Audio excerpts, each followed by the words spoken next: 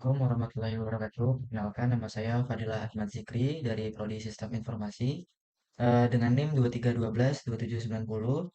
Pada kesempatan kali ini, izinkan saya untuk mendemonstrasikan terkait dengan UTS Sistem Rekomendasi ya. Nah, di sini saya memilih tema Sistem Rekomendasi Resep Makanan, yang mana saya akuisisi datanya itu dari platform Kaggle gitu. Di sini sudah kita lihat ya, di sini terdaftar 500.000 data pada dataset Kaggle ini, dan di sini autornya ini atau publishernya ini dia mengambil datanya itu dari food.com gitu. Jadi sudah disediakan bahan-bahannya di sini. Nah, di sini nanti kita bakalan dapat 4 file ya. Ada yang ekstensi CSV, ada juga yang Parquet seperti ini. Nah, jadi kira-kira totalnya sekitar 1,55 giga. Dan itu sudah diakuisisi sebelumnya untuk mempercepat proses. Nah, di sini kita langsung saja kita masuk ke codingan. Di sini saya memakai Visual Studio Code sebagai eh, IDE ya, sebagai editornya. Saya pakai Visual Studio Code karena biar lebih lebih leluas saja dan lebih performanya lebih bagus gitu. Nah, di sini kita masuk ke PowerShell. Pertama kita VNV dulu supaya lebih konsisten. Kemudian kita masuk ke PowerShell. Nah, di sini kita langsung saja menjalankan. Oh iya, tunggu. Kita mengatur, em, kita atur terlebih dahulu jumlah dataset yang yang kita ambil. Di sini kita sampel size-nya masih 1000 ya. Di sini kita increase aja di 10.000 seperti ini. Nah, kemudian kita masuk lagi ke sini. Kemudian kita jalankan Python main, oh sorry, PNV script. Kemudian Python main.py. Oke, kita tunggu. Nah, di sini saya menggunakan library tekstual ya, bawaannya Python, dependensinya Python sebagai interface testing gitu. Demonstrasinya saya menggunakan tekstual. Di sini eh, kita langsung saja menekan tombol start pipeline ini biar supaya dimulai gitu ya. Ya di sini eh, saya menggunakan multi worker ya. Jadi mungkin 10.000 data itu bisa di reach dengan mungkin 15 detik atau 20 detik gitu. Karena eh, mengingat jumlah datanya itu cukup banyak, jadi kita ngambil sampling data 10.000 saja, dan sepertinya di situ sudah lumayan banyak ya. Nah, di sini saya menggunakan SVD sebagai algoritma untuk kolaboratif, dan juga ada campuran dari content base sebagai penyimbangnya, yang mana nanti menghasilkan hybrid recommendation system gitu. Nah, di sini juga saya eh, membuatnya menjadi configable gitu, jadi bisa diatur-atur sesuai dengan preferensi gitu. Nah, nantinya nantinya bakalan bisa diatur algoritma mana yang bakalan kita pakai gitu. Nah, di sini kita tunggu saja dulu sampai statusnya ini sudah selesai ya. Nah, di sini banyak preprocessing yang terjadi. Oke, tinggal sedikit lagi.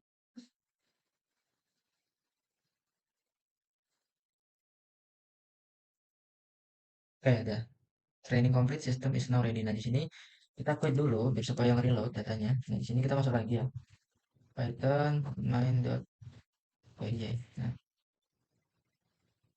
maka nanti tampilannya akan seperti ini ya. Sebentar, lagi inisialisasi. Nah, di sini tampilannya seperti ini. Di bagian pertama itu ada seksi trending now. Kemudian di bagian kedua ada seksi recommend for you. Kemudian bagian ketiga itu adalah because you like gitu ya. Nah, di sini masih kosong karena sistemnya belum dapat data kita gitu. Oke. Oke, kalau kita lihat di sini reasonnya adalah trending now ya. Trending now, dan di sini reviewnya cukup banyak ya. Makanya dia bisa dikategorikan sebagai trending now gitu. Oke, di comment for you ini kita lihat dulu mode kita apa. Oke, current mode-nya itu content only. Kemungkinan untuk pertama kali kita kita coba konten only saja gitu. Oke, pertama-tama kita introducing dulu ya, ini kenapa masih kosong karena again ya masih cold start gitu. Nah, di sini kita coba masuk ke algoritma ini. Kita lihat dulu lah ya, kita lihat dulu di sini ada apa aja gitu. Nah, di sini bisa dipencet dan menampilkan seperti kayak gini gitu. Ada detailnya, ada ingredients, ada instruction, dan ada komentarnya gitu. Kemudian ada gambarnya juga. Di sini bisa dilihat ya pakai ini dah. Di sini bisa. Nah, seperti ini. Nah, di sini bisa juga ya pizza. Ini dipencet, habis itu di open. Nah, seperti ini ya. Nah, jadi sangat bagus di sini untuk UI-nya ya. Cukup bagus. Nah, oke, kita sekarang pergi ke tab search. Di sini bisa kita cari apa saja. Misalkan nasi goreng, bisa nggak ya? Nasi goreng apakah ada? Oke, di sini nasi goreng ada ya. Dari Indonesia Fried Rice nasi goreng gitu. Oke, di sini banyak. Oke, kita cari lagi misalkan mie ayam. Oke, tidak ada. Di sini kita cari rendang, apakah ada? Oke, tidak ada. Kita cari chicken. Oke, chicken di sini banyak ya. Banyak. Nah, jadi kira-kira begitu. Oke, kita lanjut saja di sini. Em, history ini apa isinya? Nah, di sini nanti bakalan eh, ke capture ya apa-apa saja yang udah kita rating di sini bakal muncul di sini gitu di tab history ini. Oke, selanjutnya di tab algoritma. Nah, di sini ini adalah inti dari algoritma kita ya. Nah, sekarang kita kalau cek di show mode ini masih content only gitu. Kenapa content only? Karena ini saja yang aktif, selebihnya enggak. Nah, karena kita pakai SVD juga, nanti kita bakalan ada dapat proporsi hybrid ya. Hybrid itu seperti ini. Kita dapat proporsi 40% dan 60%. 40% yang kolaboratif, yaitu SVD itu sendiri, dan juga content base 60% gitu ya. Oke, ini kita matikan saja dulu. Kita coba tes konten base filtering saja dulu, terlebih dahulu gitu. Agar kita bisa tahu apa perbedaannya gitu ya. Nah, di sini ada tab training, nah tab analitik ini itu nanti lah ya kita. Ini cuma visualisasi visualisasi saja. Kemudian ada tab setting, di sini ada reset gitu. Kalau mau retrain ulang bisa di sini dihapus semua history-historinya dihapus gitu kan. Data-data PKL-nya dihapus, semua datasetnya dihapus gitu. Oke, sekarang kita masuk ke home lagi. Di sini karena kita belum ada sesuatu ya, belum ada yang pernah kita rating, maka kita coba rating dulu ya. Nah, di sini kita coba rating di bagian kita pengen cheese aja deh, cheese. Kitchen moist nih. Oke, kita lihat dulu gimana gambarnya menurut saya. Oh, enak nih kayaknya. Oke, kita rating aja. Di sini rating kita 5 ya. Kita rating 5, kemudian oke. Nah, di sini direkomendasi tuh chicken chicken chicken chicken segala macam. Nah, ini karena konten base ya, karena berbasis konten gitu. Oke, di sini banyak banget nih kontennya. Oke, sini kita lihat ya. Apa nih? Oke, enak nih. Oke, rate. Nah, kita rating lagi. Di sini kita coba rating lagi. Coba kita rating lagi. Di sini kita coba rating lagi. Oke, kita refresh. Oh, di sini udah ada ya. Di sini semuanya chicken chicken. Kategori chicken. Nah, sama berarti di sini um, chicken semua chicken. Chicken semua chicken di sini. Karena dia konten base ya. Oke, di sini sangat bosan ya. Chicken semua chicken. Chicken one dish meal ini apa ya? That dish. Nah, kemudian reset lagi. Wah, chicken semua nih. Bosan kita ya, bosan. Bosan banget. Nah, di sini kita coba rating lagi. Oke, coba kita search saja di sini. Oke, kita cari chicken. Misalnya kita pengen apa? Beef.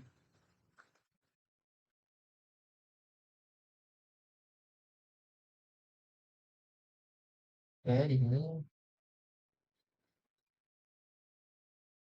Oke, crockpot chicken and rice.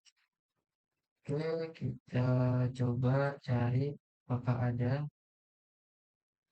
semuanya chicken ya.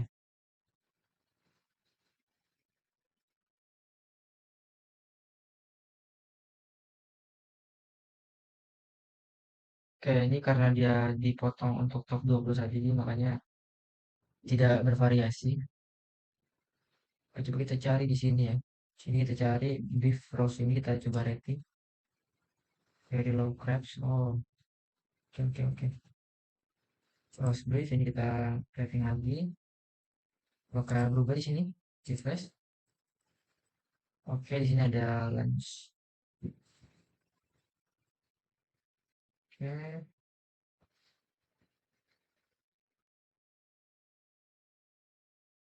oke, di sini ada prime rib. Oke, ini apa nih? Oke, refresh lagi.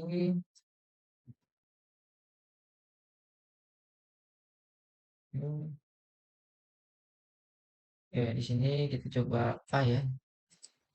Pie ini kita rating 5. Kemudian corn ini kita rating 5. Coklat ini kita rating 5. Kemudian ini kita rating 5. Oke, kita lihat lagi di sini.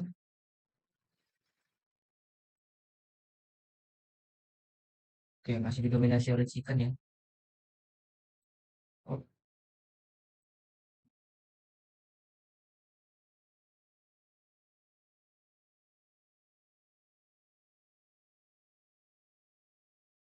Oke, jadi kira-kira begitu ya kalau di konten base itu seperti itu. Kemudian kita coba ganti algoritmanya.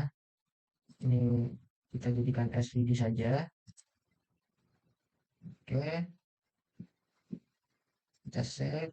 Habis itu kita save configuration, history, refresh.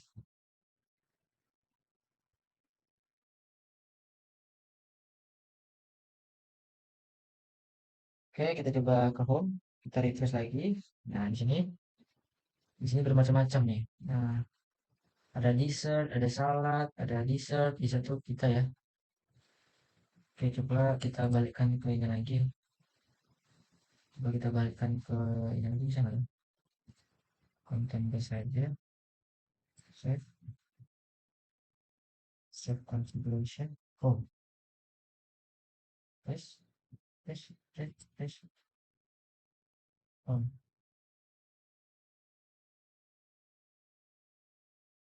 Hah, ingredient kategori keyword.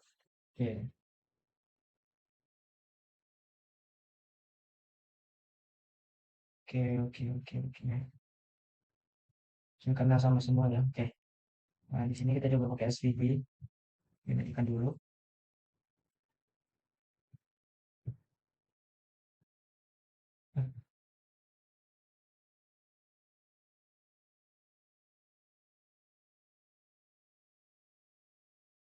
Save. Habis itu kita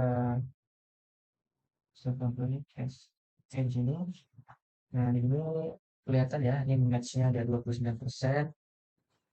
Eh, kira-kira seperti itu.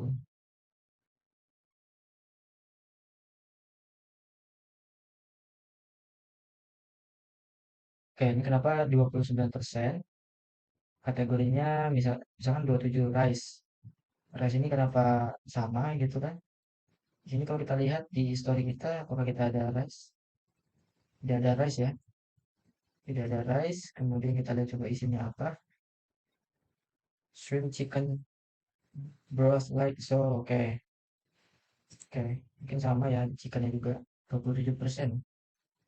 Oke, kalau kita lihat di sini, ini apa nih? Ingredientsnya seperti ini.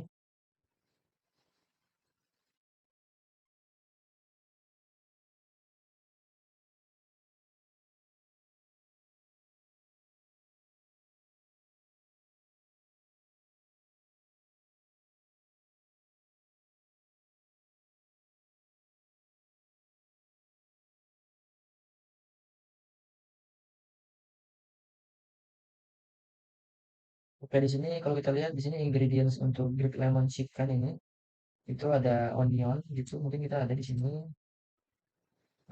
onion.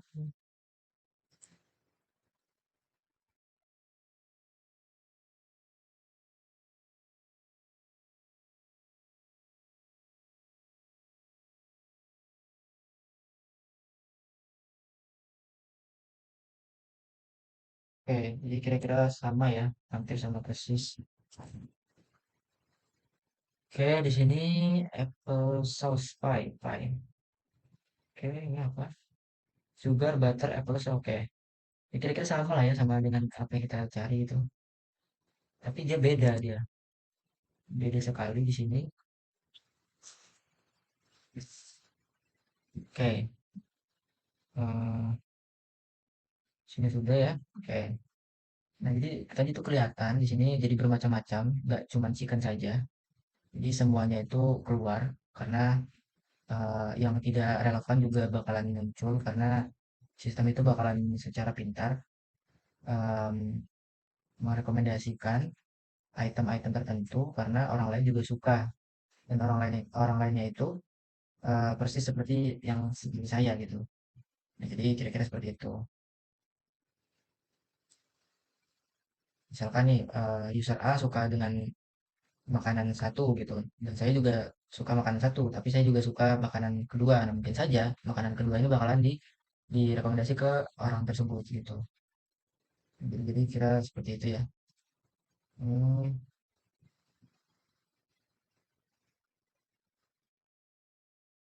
ya. Nah, jadi bervariasi ya di sini. Oke, sini ingredient saja. Oke. Oke, di sini langsung ke kita coba terapin yang bagian hybrid ya, hybrid engine. Sini kita hidupkan content based filternya.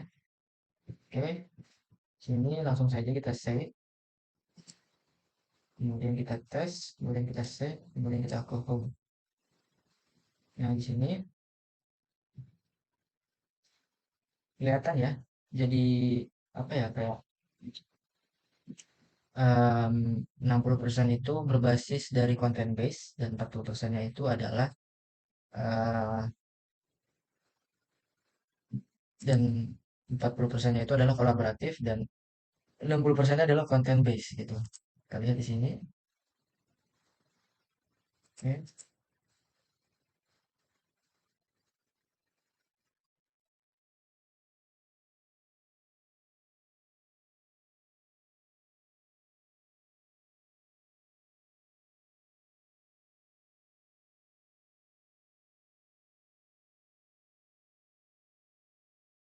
Oke, di sini meat, potato, kita screenshot saja. Kita screenshot saja. Oke, di sini kita lihat historinya.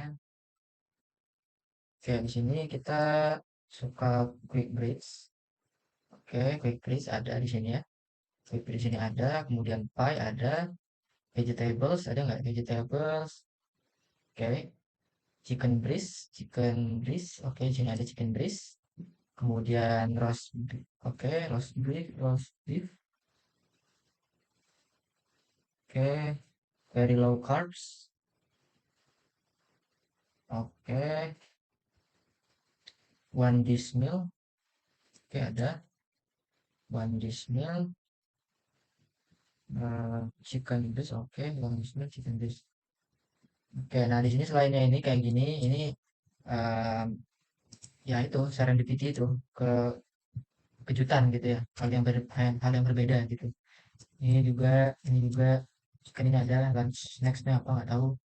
Jadi bervarian tapi banyak sesuai dengan selera kita, content base dan selebihnya itu kejutan daripada collaborative filtering itu. Jadi hasilnya bisa macam-macam gitu. Kalau kasarnya kita lihat di sini kan kayak cuman daging, kemudian ada pie satu gitu, kemudian ada roast beef di sini. Nah, kalau kita lihat di home ini, sini bermacam-macam tuh. Ada Mexican, One meal, ini sama ya cheese gitu. Oke, kalau kita coba ganti lagi, coba ganti lagi ini memperhatikan hanya konten B saja. Coba konten B saja. Save. Kemudian kita save configuration. Kita ke home, kita refresh. Nah, di sini sama aja tuh. Chicken breast, lunch snack, chicken, one dish dan segala macam. Di sini ada nih lunch. eh, nah, jadi kesamaannya sama gitu. Nah, chicken juga, chicken kalau nggak chicken di sini, chicken di sana. Jadi semuanya chicken tuh, lihat aja chicken. Nah, semua chicken di sini. Nah, jadi seperti itu ya. Kekurangan dari konten base itu ya seperti itu. Dia monoton, eh, dan tidak banyak varian yang muncul gitu. Nah, kalau kita coba pakai yang SVD lagi, kita pakai SVD lagi, confirm this. Oke, kalau di sini kita pakai SVD, hanya SVD saja ya. Save configuration, kita save, kemudian kita ke home. Nah, di sini nggak ada tuh chicken semua, nggak ada. Chicken ada sih, chicken di sini. Gue refresh. Oh, ini hasilnya. Ada quick breeds, curry stick, beans, roast beef, vegetables, meat, summer, tarts, breads, quick breeds, breads, chicken, one dish meal, scones, dan segala macamnya. Nah, di sini nih bermacam-macam gitu kan, bermacam-macam ini ya. Bahkan banyak yang tidak ada di situ. Nah, jadi kira-kira seperti itu ya. Lebih bagusnya itu kita pakai hybrid saja karena diprioritasin apa yang kita suka gitu kan. Jadi kita on kan saja. Ini kita hidupkan, oke. Save hybrid.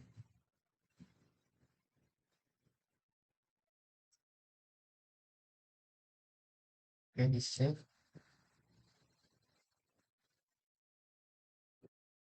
Save configuration test not confirm. Oke, di sini bagus ya. Di sini ada pie, kemudian ada yang relevan. Nah, meat, ini refresh lagi. Nah, ada dessert, saus. Jadi kelihatan apa ya? Kelihatan banyak yang berbeda, tapi tetap didominasi oleh apa yang kita suka gitu. Oke. Jadi kolaboratif, jadi hybrid di sini tuh saya lebih suka karena itu ya. Gitu. Oke, sekarang masuk ke bagian algoritma, analytics di sini. Analytics di sini tuh maksudnya apa? Di sini ada density proof ya. Oke.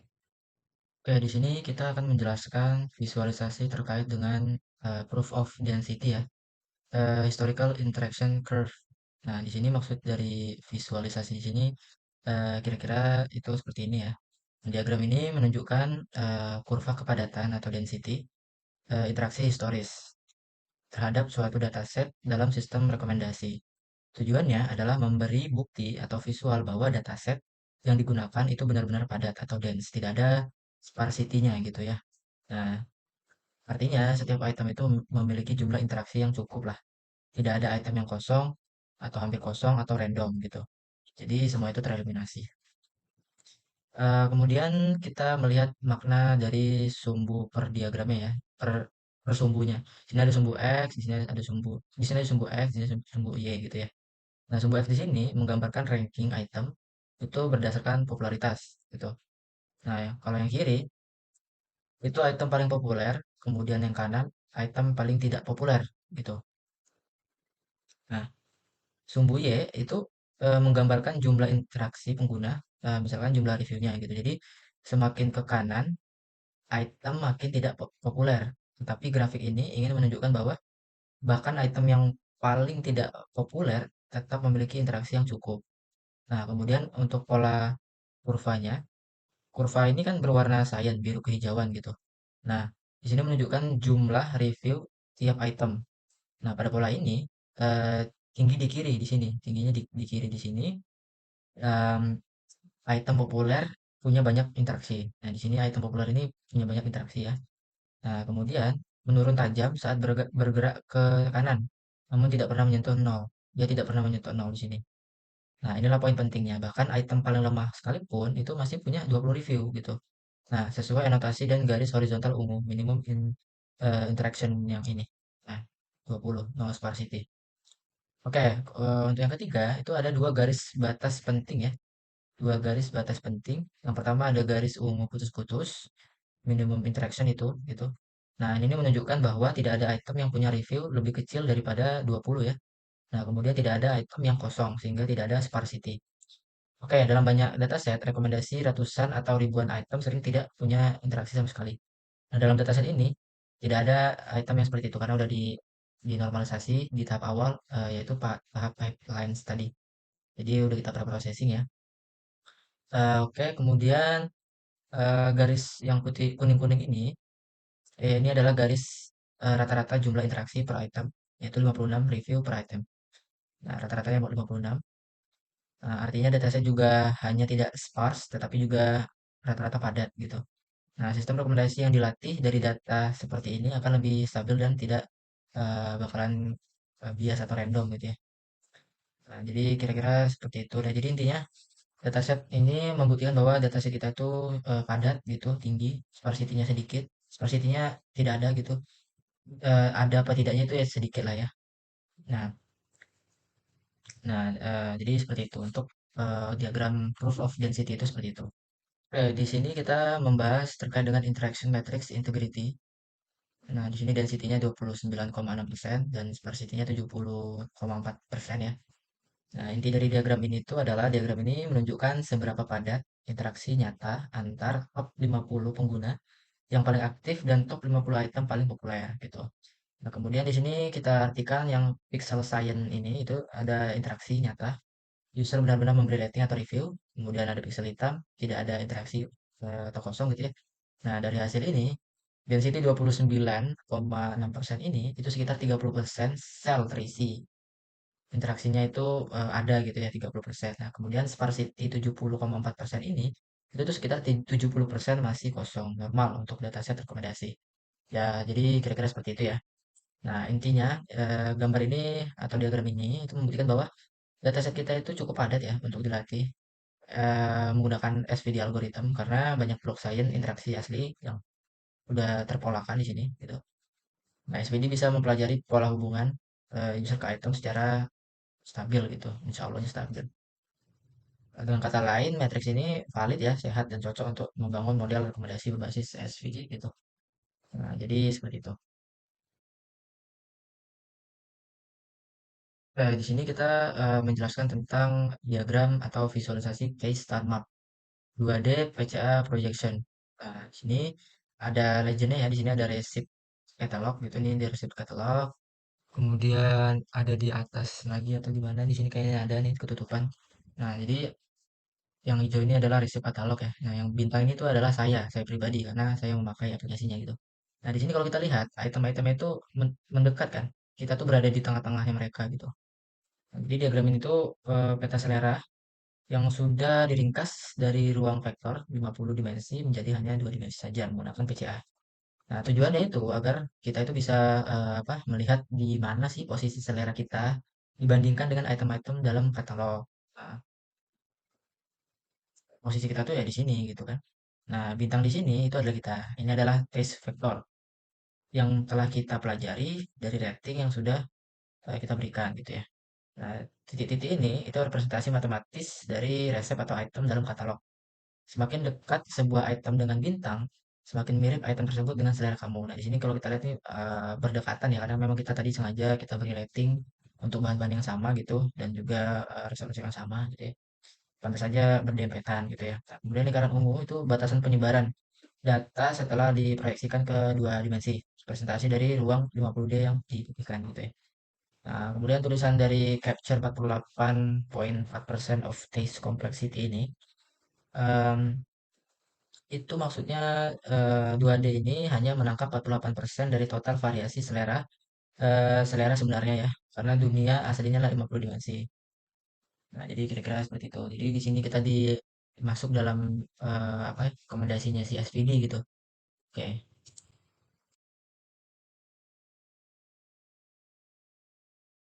Pada grafik ini menggambarkan bagaimana profil atau selera pribadi kita atau pengguna itu dibandingkan dengan rata-rata selera dunia dalam 10 dimensi atau laten terpenting hasil dekomposisi dari SVD itu sendiri gitu ya. Nah, kemudian dimensi-dimensi laten ini bukan kategori eksplisit seperti kayak misalkan pedas, manis, atau gurih, tetapi pola abstrak yang muncul secara matematis dari jutaan interaksi pengguna dengan berbagai resep setiap dimensi bekerja seperti gen selera yang membentuk karakter unik preferensi seseorang. Nah, pada grafik tersebut, batang hijau ini merepresentasikan kekuatan selera pengguna pada tiap dimensi. Sementara garis putih tipis menunjukkan standar rata-rata global. Ketika batang hijau menjulang jauh melampaui garis putih, itu berarti pengguna memiliki preferensi yang jauh lebih kuat dari kebanyakan orang pada dimensi tersebut. Dan sebaliknya, ketika batang hijau bergerak ke area negatif, itu menandakan bahwa pengguna cenderung tidak menyukai pola rasa tertentu yang justru banyak disukai oleh orang lain. Pola inilah yang menjadi sidik jari atau selera pengguna dan tampak sebagai puncak tertinggi. Nah, menunjukkan bahwa inilah karakteristik rasa paling dominan yang paling membedakan pengguna dari mayoritas populasi. Nah, jadi seperti itu.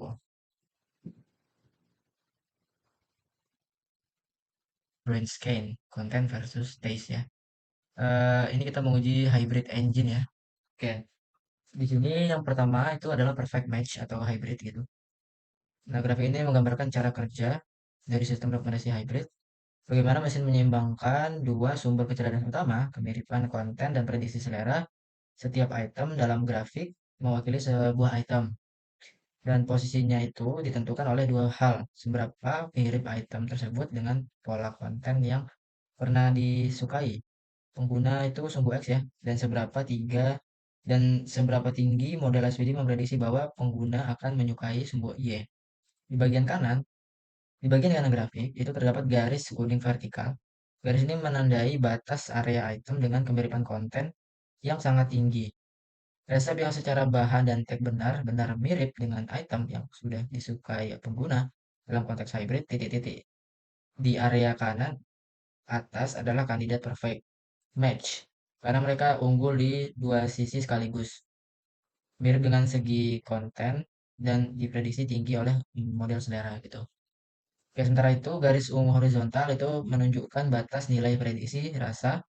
Titik-titik yang berada di atas garis ini itu adalah item yang secara matematis dianggap memiliki potensi kuat ya untuk cocok dengan selera pengguna gitu. Meskipun dan ini yang menarik ya, tidak selalu mirip secara konten atau content cluster. Titik ungu di kuadran kiri atas menggambarkan fenomena yang disebut sebagai hidden gems, item yang mungkin tidak tampak mirip di permukaan, tetapi diam-diam cocok dengan referensi pengguna. Inilah sumber kejutan positif dan elemen serendipity dalam rekomendasi Anda, dalam rekomendasi hybrid ya. Nah, jadi di sini em, apa ya, memang betul-betul 60% itu konten dan selebihnya itu adalah apa kolaboratif. Di sini makanya proporsinya itu lebih lebih banyak di kita gitu, lebih banyak di konten only gitu ya daripada di kolaboratif. Jadi persebarannya tuh kayak misalnya ini tuh ada hidden gemnya gitu karena dia ada banyak apa hal-hal baru gitu.